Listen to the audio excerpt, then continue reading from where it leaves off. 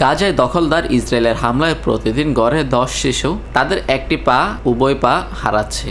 মঙ্গলবার জেনেভায় সাংবাদিকদের সঙ্গে আলাপকালে এই তথ্য জানিয়েছেন ফিলিস্তিনি শরণার্থীদের অন্য জাতিসংঘের ত্রাণ সংস্থা UNRW এর প্রধান ফিলিপ লাজারিনি।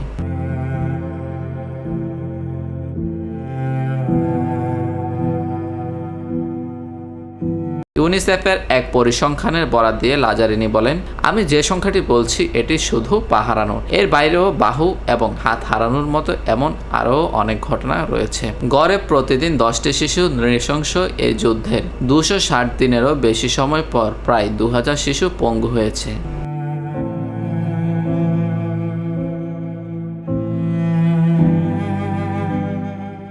গাজায় চলমান যুদ্ধে 21,000-এর মতো শিশু নিখোঁজ আছে। নিখোঁজ শিশুদের মধ্যে অন্তত 17,000-এর কোনো সঙ্গী নেই বলে ধারণা করা হচ্ছে, আর প্রায় 4,000 শিশু ধ্বংসস্তূপের নিচে চাপা পড়েছে বলে মনে করা হচ্ছে। এছাড়া গণকবরে ঠাঁই হওয়া শিশুর সংখ্যা কত তা জানা যায়নি।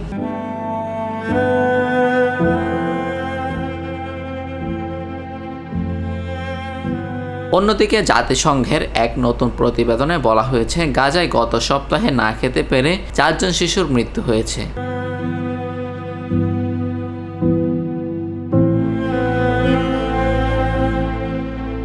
গত 7 অক্টোবর ইসরায়েলের সীমান্তে প্রবেশ করে আকস্মিক হামলা চালায় হামাস। এরপরে গাজায় পাল্টা আক্রমণ শুরু করে ইসরায়েলি বাহিনী। সেখানে অভিযানের নামে গত 8 মাসে কমপক্ষে 37,658 জনকে হত্যা করা হয়েছে। এছাড়া আহত হয়েছে আরও 86,237 জন।